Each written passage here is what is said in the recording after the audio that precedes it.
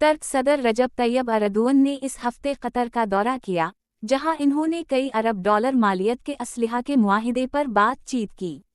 बरतानिया ने उन मुज़ाकरात में मदद फराहम की।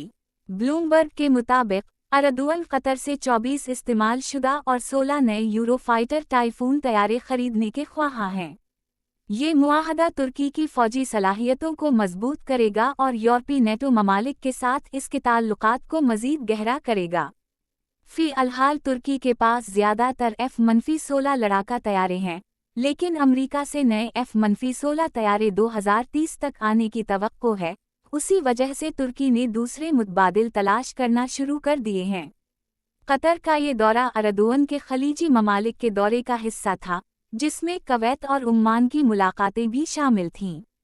ताहम, कुछ माहिरीन जैसे doctor Charles Asmal, institute for the study of global antisemitism and policy, ने तुर्की और कतर के बढ़ते हुए ताउन पर तशवीश जाहिर की है।